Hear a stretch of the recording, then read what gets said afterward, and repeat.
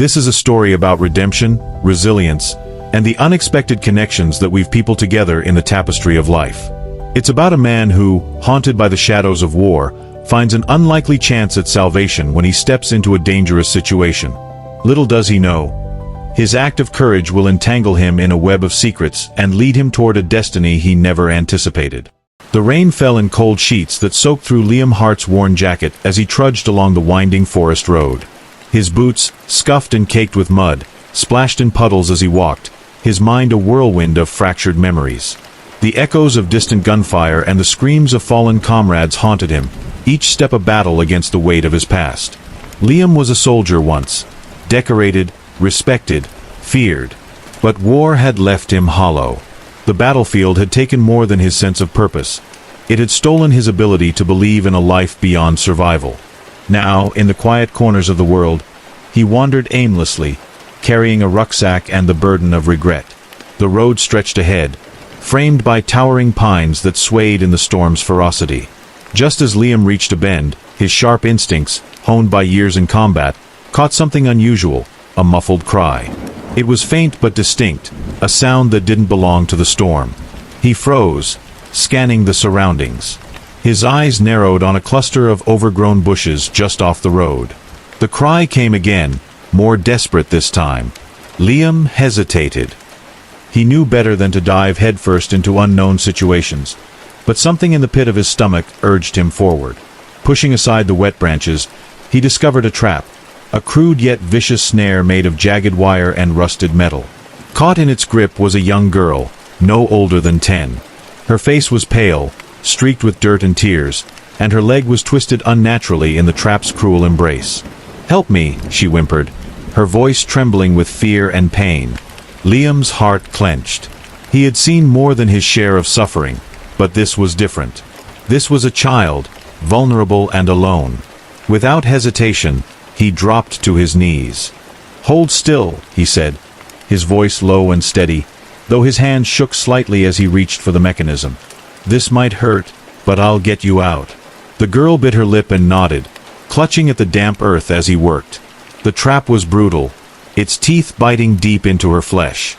Liam cursed under his breath, his mind racing. He tore off his jacket, using it as a buffer while he pried the trap open.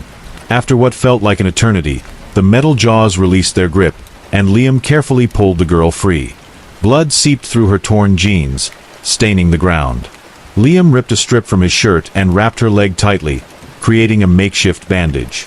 She winced but didn't cry out, her bravery surprising him. "What's your name?" he asked, trying to keep her distracted as he worked. "Emily," she whispered, her voice barely audible over the storm. "Emily, I'm Liam.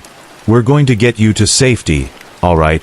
Her wide, tear-filled eyes met his, and she nodded again.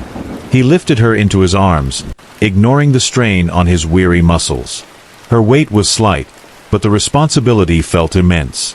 For the first time in years, he felt a flicker of purpose, fragile yet undeniable. As he carried her through the storm, Liam couldn't shake the feeling that Emily's appearance was no accident. The forest seemed to close in around them, the storm's howls like the ghosts of his past urging him onward.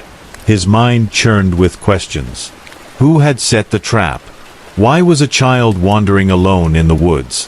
When he finally emerged onto a desolate stretch of road, headlights appeared in the distance. Liam flagged down the vehicle, his voice hoarse from shouting over the storm. A kind-faced woman rolled down the window, her expression shifting to shock as she saw Emily. "Dear Lord, what happened?" she exclaimed, stepping out and helping them into the back seat. "She's hurt," Liam said, his tone clipped as adrenaline coursed through him. "We need to get her to a hospital." The woman nodded, and the car sped toward the nearest town. Emily drifted in and out of consciousness, her small hand clutching Liam's as if he were a lifeline. He held on tightly, his resolve hardening. He had no idea who this girl was or what danger she had faced, but he knew one thing: he wouldn't abandon her. By the time they reached the hospital, Liam was soaked, exhausted, and riddled with questions. As the doctors whisked Emily away, he sat in the waiting room, his mind racing. He didn't realize he was pacing until a nurse approached him. "She's stable," the nurse said, offering a gentle smile. You saved her life. Liam nodded, relief flooding through him. But just as he began to relax, a sharp voice cut through the air. Where is she? Liam turned to see a tall man in an expensive suit storming into the room, flanked by 2 bodyguards. His presence was commanding, his expression one of controlled fury. When he saw Liam, he froze, his eyes narrowing. You're the one who found her? The man asked, his tone sharp. Liam nodded cautiously. I did. The man stepped closer, his features softening ever so slightly. Thank you, he said, his voice low but sincere. You have no idea how much you've done. Before Liam could respond, the man continued. I'm Robert Sterling. Emily is my daughter. Liam's breath caught. Sterling, he recognized the name. A billionaire philanthropist and business magnate, Sterling was a man whose wealth and influence reached far and wide.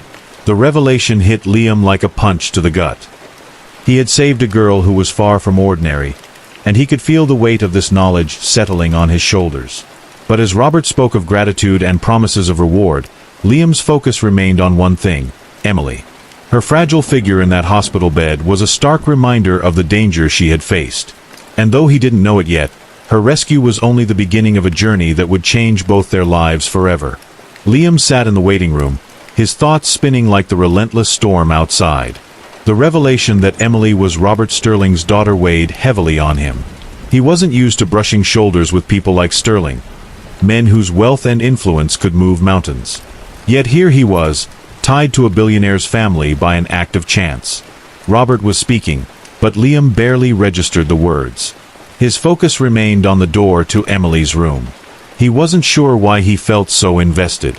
Perhaps it was her bravery, her quiet strength in the face of pain, or perhaps it was something deeper, a chance to do something good in a world that had shown him so much darkness. Liam, Robert's voice broke through his thoughts. He turned to find the man regarding him intently. I want to know exactly what happened out there.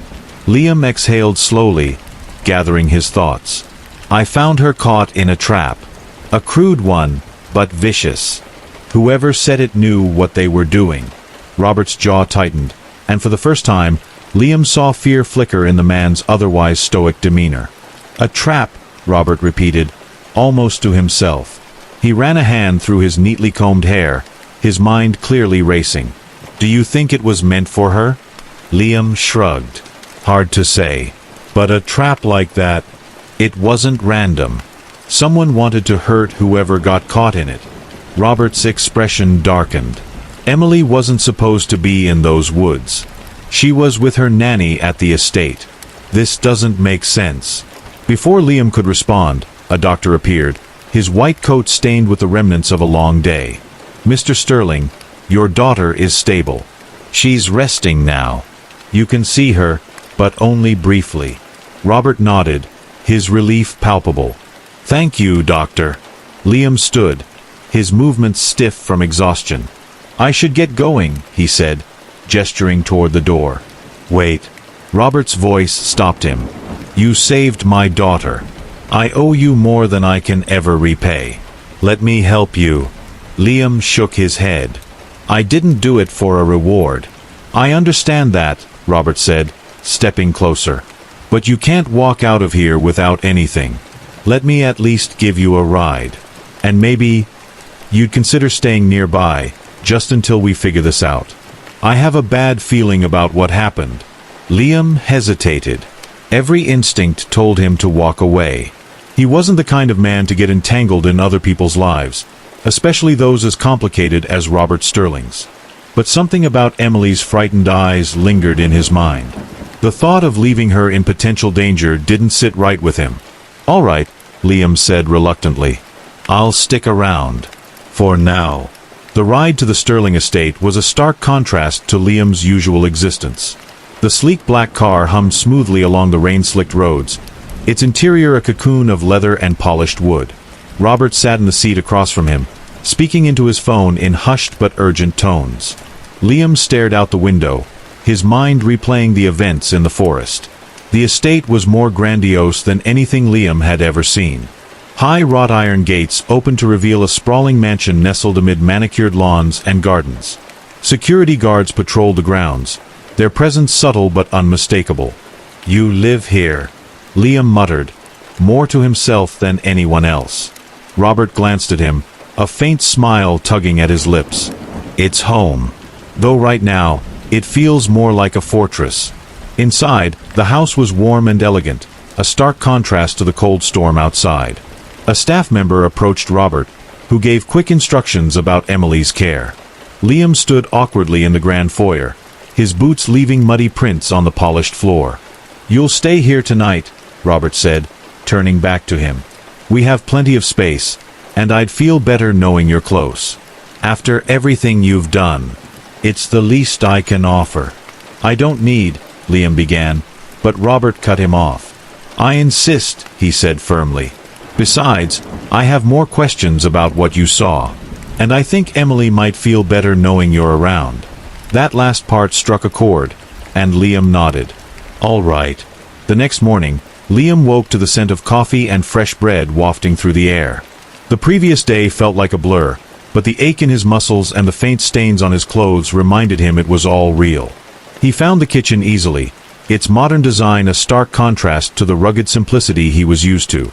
Robert was already there, dressed impeccably in a crisp shirt and slacks. "Morning," he said, gesturing to a plate of food on the counter. "Help yourself." Liam nodded in thanks, taking a seat at the island. He hadn't eaten since before the storm, and the warm food was a welcome comfort. "Emily's awake," Robert said after a moment. "She asked about you." Liam looked up, surprised. "She did." Robert nodded. "I think you made an impression on her. She doesn't open up to people easily, especially after her mother passed." The mention of Emily's mother hung heavily in the air, but Liam didn't press. Instead, he finished his meal and followed Robert upstairs to Emily's room. She was propped up in bed, her leg bandaged and elevated. When she saw Liam, her face lit up with a small smile. "Hi," she said softly. "Hey," Liam replied, stepping inside. "How are you feeling?" "Better," she said. "Thanks to you." Liam pulled up a chair beside her bed, feeling oddly at ease. "You're tough," he said. "Most people would have been screaming their heads off in that trap." Emily shrugged, a hint of pride in her expression. "I didn't want to scare you away." Liam chuckled, and for the first time in years, it felt genuine. But beneath the light-hearted moment, a question lingered in his mind. Who had set that trap, and why was Emily their target? As the days passed, Liam found himself drawn deeper into the Sterling's world. He stayed at the estate, initially out of obligation, but soon he realized that leaving didn't feel right. Emily's recovery was steady, but her ordeal had left her with nightmares, and Liam was one of the few people who could calm her. Every time she looked at him with trust in her eyes, he felt a small piece of his broken soul begin to mend. Robert, on the other hand, was a whirlwind of activity. He hired private investigators to comb the forest where Emily had been found, questioned his staff, and tightened security around the estate. But every lead seemed to end in a frustrating dead end. One afternoon, as Liam stood on the balcony overlooking the sprawling gardens, Robert joined him. "Do you have any enemies, Mr. Sterling?" Liam asked, cutting straight to the point. Robert's brow furrowed. "I have business rivals, sure. Some of them are ruthless, but setting a trap for a child? That's psychotic." Liam turned to face him, his sharp gaze unwavering. "Sometimes desperation pushes people to dark places. You've built a powerful empire. You've made waves. Someone might see you as a threat, or a target." Robert sighed, his shoulders sagging slightly. "I've considered that. I just can't figure out who would stoop this low. Emily is my world. If this was about me, why involve her?" Liam didn't have an answer, but his instincts told him there was more to this than a random act of violence. The following week brought a breakthrough, albeit a chilling one. A pair of Robert's security guards found another trap in the woods near the estate, this one even more elaborate than the last. Hidden under a thick layer of leaves, it was designed to cause maximum harm. The discovery sent shockwaves through the household. Liam examined the trap carefully, his military training kicking in. The construction was meticulous, the work of someone with experience. He couldn't shake the feeling that whoever was behind this was not only skilled but also calculating. "We need to find them before they strike again," Liam said to Robert later that evening. "This isn't going to stop on its own." "I've doubled the security team," Robert replied. "They're sweeping the property around the clock." "That's not enough," Liam said firmly. "Whoever this is, they're smart. They've already gotten too close. We need to think ahead." Robert looked at him, a mixture of frustration and respect in his eyes. "What do you suggest?" "Bait," Liam said simply. "We set a trap of our own." Over the next few days, Liam worked with Robert's security team to plan their countermeasure. Using the same area where Emily had been found, they created the illusion of vulnerability, a trail that seemed to lead to an unprotected clearing, dotted with subtle markers that only someone familiar with the terrain would notice. Liam insisted on being directly involved in the operation. He knew how to track, how to read the land, and how to think like the enemy. As night fell, he stationed himself in a concealed position, his senses on high alert. Hours passed, and the forest was eerily quiet. The only sounds were the occasional rustle of leaves and the distant call of an owl. Just when Liam began to think the night would be uneventful, he caught a flicker of movement in the shadows. A figure emerged, cloaked in black and moving with practiced stealth. They approached the clearing cautiously, scanning the surroundings. Liam's heart pounded as he watched the person crouch near the planted trail, examining the ground. He signaled to the security team, who moved in silently, surrounding the intruder. But as they closed in, the figure bolted, moving with surprising speed and agility. Liam sprang into action, his military instincts kicking in as he gave chase. The pursuit was intense, the forest a blur as they weaved through the trees. Liam's breath came in sharp bursts, his focus razor-sharp. He tackled the figure near a rocky outcrop, pinning them to the ground. "Who are you?" Liam demanded, his voice a low growl. The figure struggled, their face obscured by a mask. Liam yanked it off, revealing a man in his 30s with sharp features and cold, calculating eyes. "Let me go," the man hissed, his voice dripping with defiance. "Not a chance," Liam replied. He motioned for the security team, who bound the man's hands and led him back to the estate. In the bright light of Robert's study, the man's defiance began to waver. Liam and Robert stood over him, their combined presence intimidating. "Who sent you?" Robert demanded. The man sneered. "You think I'm going to tell you?" Liam stepped forward, his voice calm but deadly. "You can make this easy, or I can make it very, very hard." The man's bravado faltered, and he shifted uncomfortably under Liam's piercing gaze. Finally, he muttered, "You wouldn't understand." "Try me," Liam said. The man hesitated, then said, "It's not personal. Just business." Robert's fists clenched at his sides. "Business? You targeted my daughter." "She was leverage," the man replied, his tone flat. "You've made some powerful enemies, Sterling.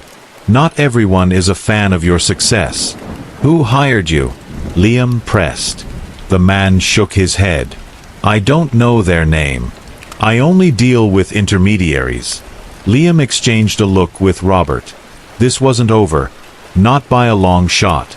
Whoever was behind this had resources and a dangerous agenda. But as Liam looked at Emily's door down the hall, he made a silent promise to himself. He would see this through, no matter the cost.